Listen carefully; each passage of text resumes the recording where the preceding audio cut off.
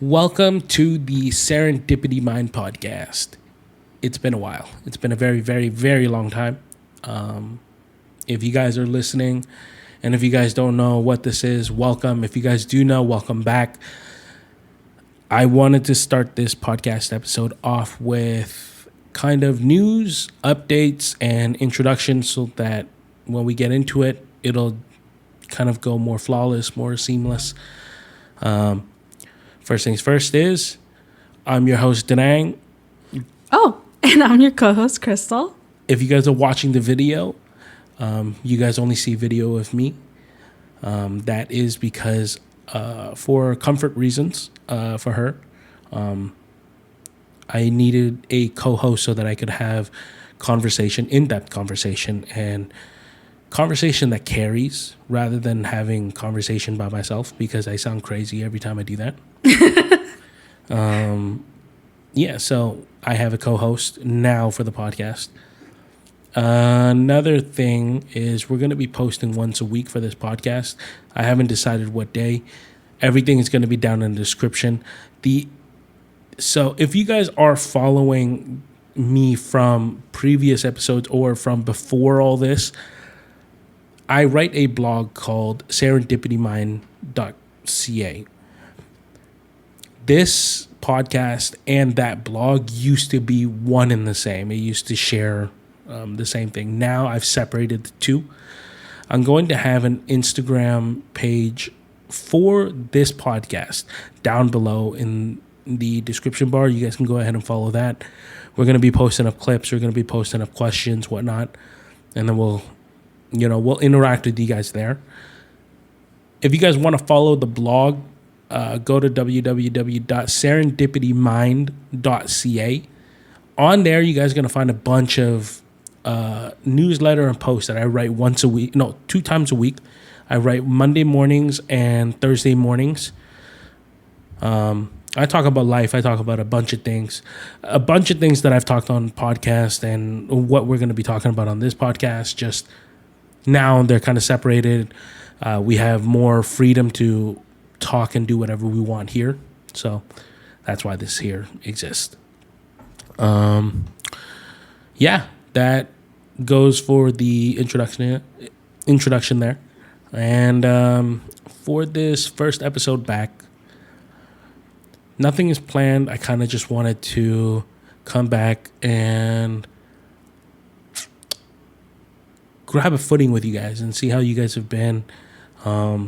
Things have been crazy for us. 2024 was a crazy year. As you guys can tell, so much of my YouTube videos stopped. So much of my activities stopped. And I think I really concentrated on just writing for the most part. I think it was back in 2023. Mid 2023, I started writing, and then I converted all those writings into blog posts. Those blog posts eventually turned into something that I did weekly, and then I started writing 2 a week. And now I've been pretty consistent with 2 a week. And the things that I write, I don't know. They're about life. They're about the normal daily struggles that I think everyone understands and goes through. And I think that's why the people that do follow the blog and the people that do read my blog enjoy it. I think because when I do talk about certain things, it's something that's relatable, and I talk about it from my perspective. I never talk about it from other people's perspective. I talk about it from the headspace that I'm at.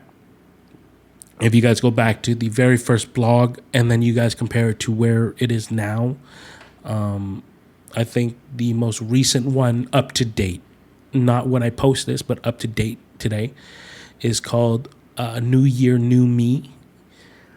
And when you compare the writing of my first one to where it is now, I don't know, maybe you can chime in, right? Maybe there's a sense of growth of some sort. I don't know. I feel like Yes, definitely. There has been a lot of growth since when you first wrote your first blog versus now. I feel like things are a little bit more poetic. Your thoughts have also matured too, because during that time you're also in a very bad headspace. Yeah. We were going through a lot of things. You were going through a lot of things, and your writing reflected that. Versus now, obviously, things can happen in a year and a half to 2 years. Yeah. So yeah, personally for me, well, I live with you. Obviously, we converse a lot. Every time you write your blog, you and I always talk about it, discuss it. You ask me about my opinions, and honestly, I feel like you have grown a lot, and it's something that you don't realize this, but like I actually read it on my own time, just like offhandedly when I just have the time, or every time you post, I do read it, and I think that your writing is appeals more now on the like emotional side, Yeah. as well as the psychological side of it too, but more like emotionally. And I feel like, how do I say this? Like you're able to reach out to more people, because as much as we are in a time where we should be talking about emotions, it also seems kind of like taboo. Some people might see it as a weakness. So like, and I think it's great. I think your writing's great now. And that's why I wrote, right?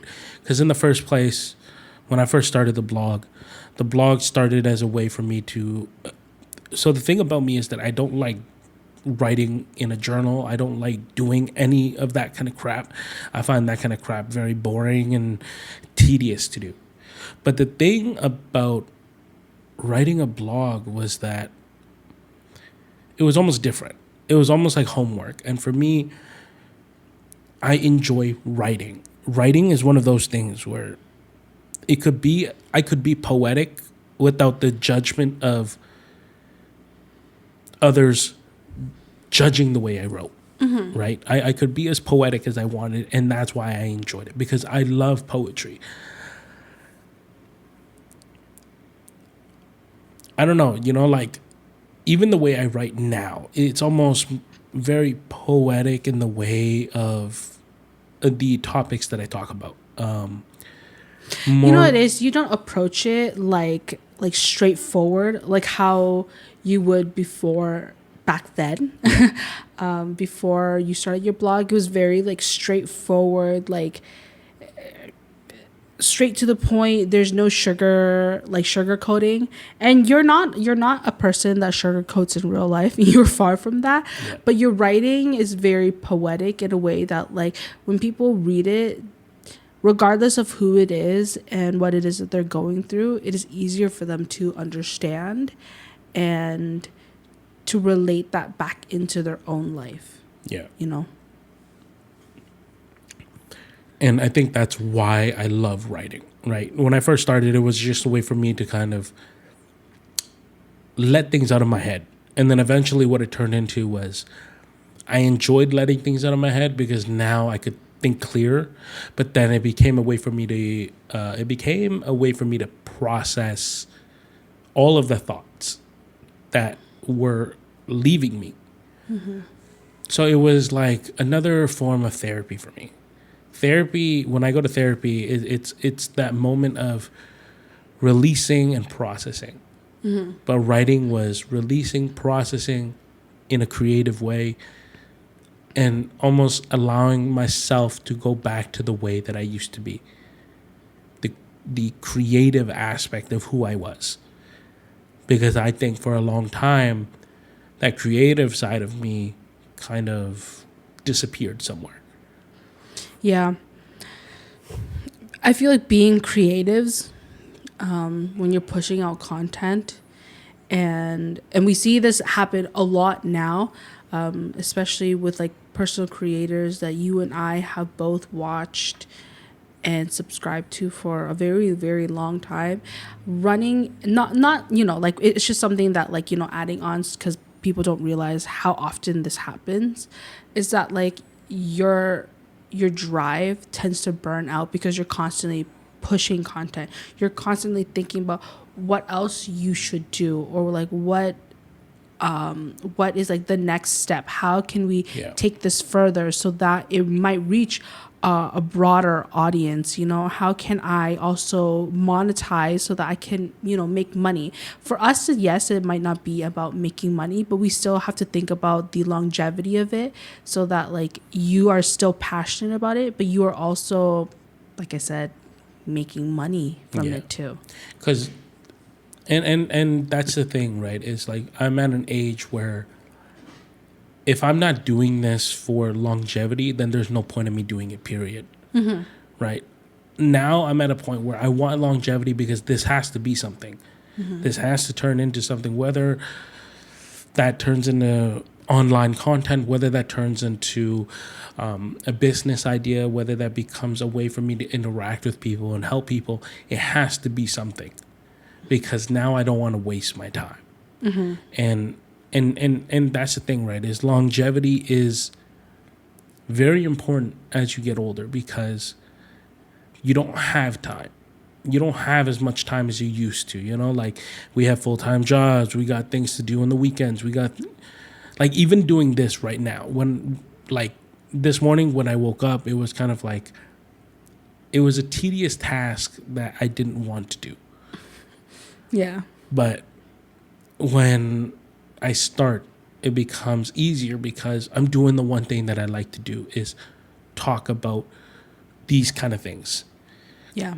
When it comes to topics like this is something I enjoy. I have these conversations with my dad all the time, and we go into depths and lengths for hours and hours. Mm-hmm. And it's because I love topics like this. It's like going to the gym. It's like you dread going there, but once you're there, you are able to like have fun with it, and you're just like releasing that stress, shooting your shot, doing whatever it is that you need to do. And 100%. It's like you said, it's hard to get here. We have planned many times to kind of like, before the new year, to kind of get the ball rolling, but it was neither the right time, or we didn't have time, or it was just kind of like, with everything that was going on, it's like, we'll do it tomorrow. And then tomorrow became, let's do that tomorrow, or hey, let's do it, another day. But once you're in it, it's pretty good. Yeah. Especially because like I'm one of those people where I don't like to have small talk. I don't like to converse with people and know that it doesn't go anywhere. Mm-hmm. If I have conversations, I like to have very deep conversations and have those conversations for an hour or so, because it allows for me to learn about people, it allows for me to learn about myself, and it allows for me to dig deep into things that I may not have thought about. And these are the things that I like to do on a daily basis. That is why I decided to come back to podcasting, because I could do this and it was a set time to come back and do this. And the other benefit of it is just record it, post it. Yeah. And if anything happens with it, great. If it doesn't, great. Doesn't matter. When it comes to this kind of talk, it's one of these where, like I said, I enjoy it, but it is also very mentally draining because of the conversation and how deep sometimes I get with my conversations. Like whenever I talk about it with my dad, whenever I talk about it with other people that are very like-minded, it becomes very deep very quickly, and then it's just a spiral of very introspective conversation that forces thought where normal people wouldn't. Mm-hmm. You're very passionate. Yeah. Like I find that, and it shows through your blogs too, that you are a very, very passionate person when you're talking about something. And once you get started, it almost is very hard to look away. Even babies are like attracted, like they not attracted, but like you gain their They're attention. very attentive. Exactly, very attentive to what it is that you're saying because you're so passionate about it. They might not have a single clue about the topic you were talking about, but they are so drawn in because of that passion.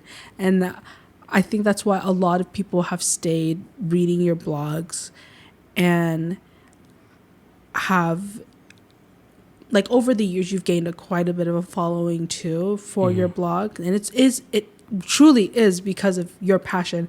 Like, I can't say that enough because not a lot of people have a lot of passion for what it is that they do. They might be at the beginning, but once you commit, or once you've decided that this was going to be like a full-time career and you got to commit like 200% into it, you're going to lose that passion real quickly. Yeah.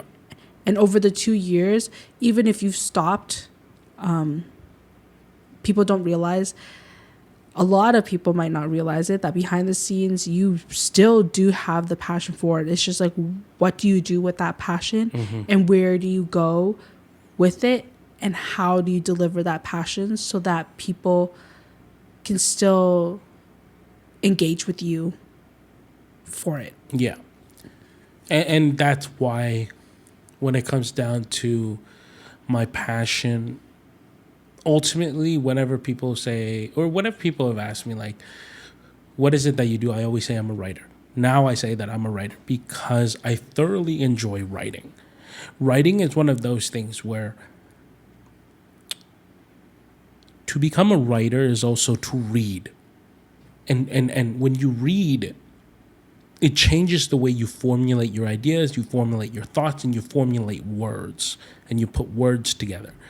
And that's the one thing about me that I really love is the jigsaw of words, using the right word to formulate the idea and the thought that I have, and to be able to push that out properly so that I can convey what I want to convey properly. And I say properly because how many times can someone write something and convey their thought, but it may not properly emote what you're trying to emote, right? Yeah. And that's why now when I write, I do put a lot of thought into it, but at the same time, it's one of those where I try not to because it is as raw as it's going to get. When I talk about something, it's that way. It stays that way.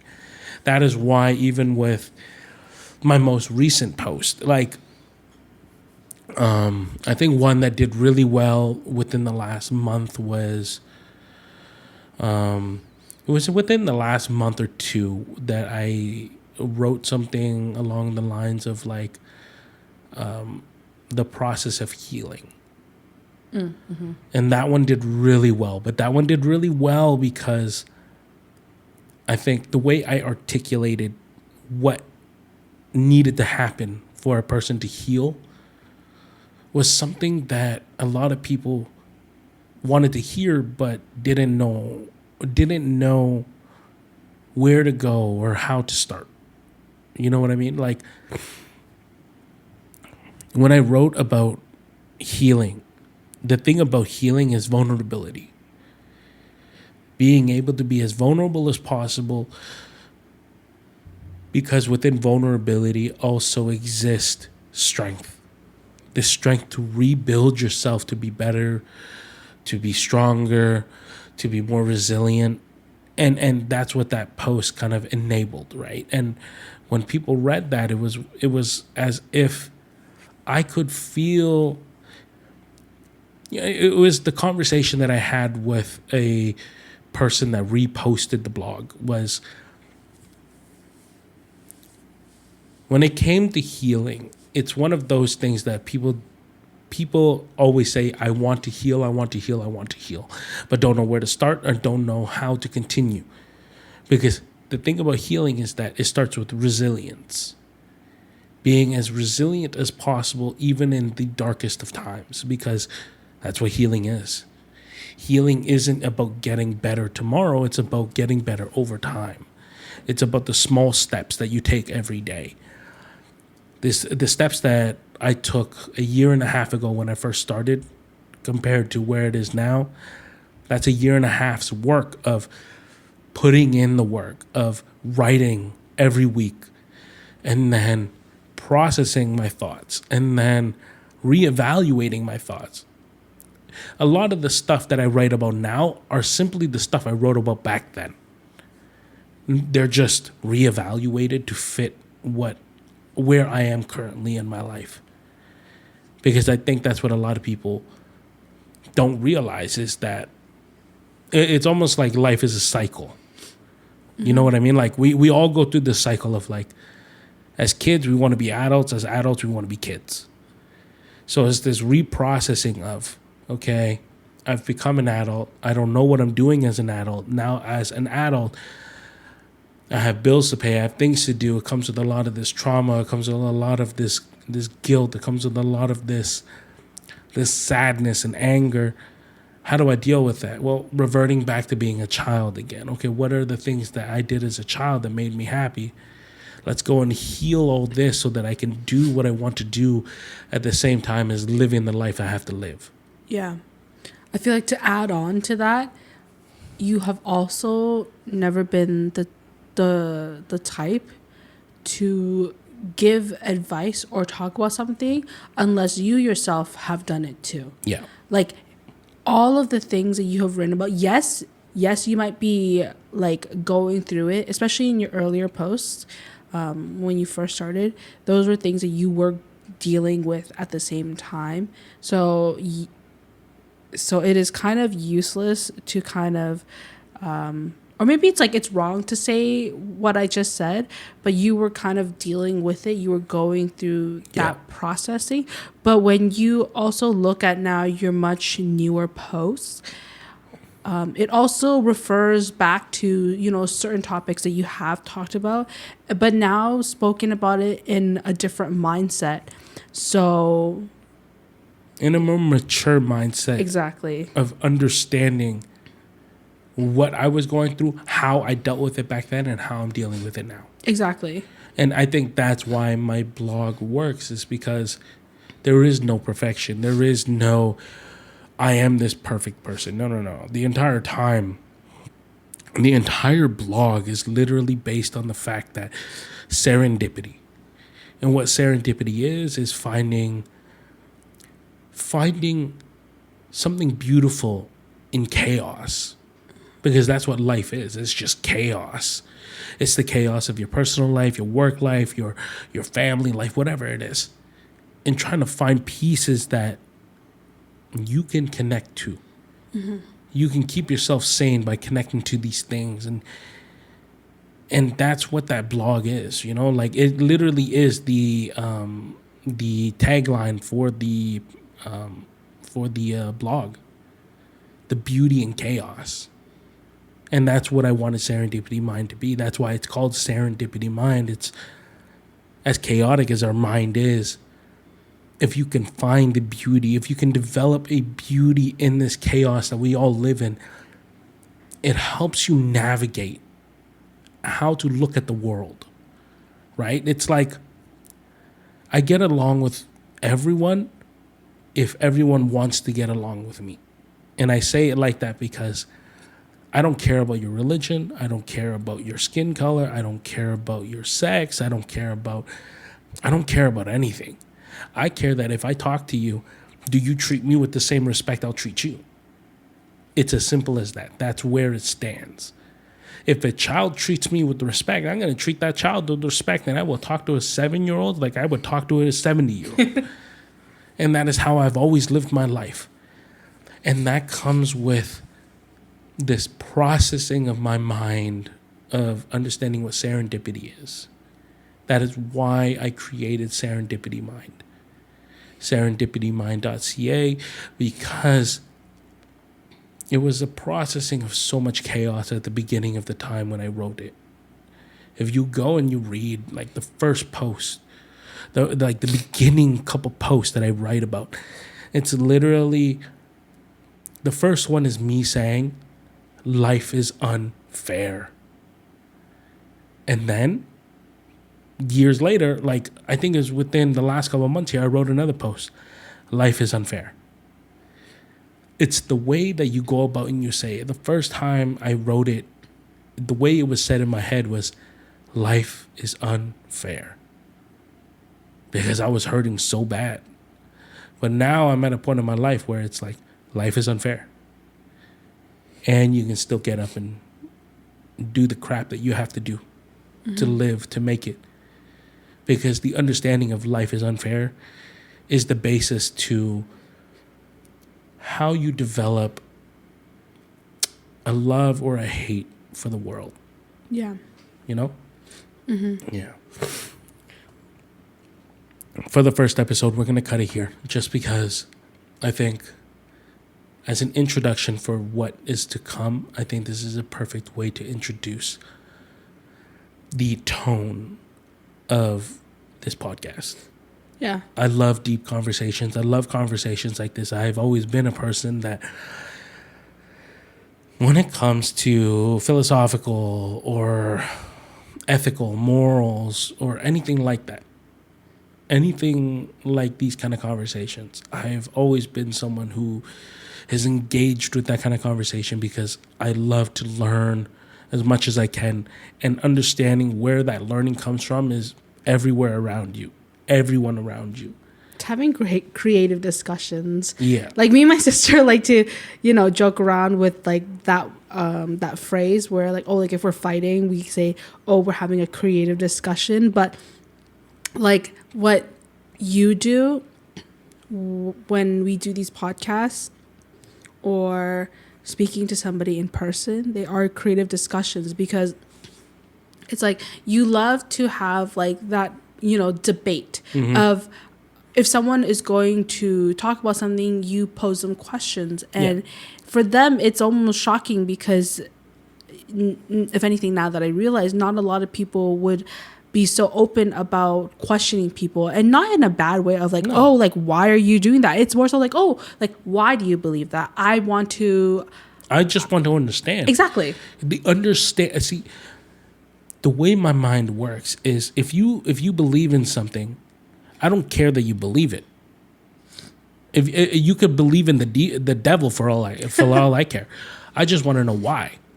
Not in a scrutiny, but it's not more in like a way to curiosity. scrutinize you, but it's curious because I want to know what got you to a point where the devil became someone you worship. What is it about the devil? Even the worst of minds have something for you to understand. And that is who I am as a person. Is I am such a curious person. I want to understand everything and anything that I can. That is why I love to have these discussions.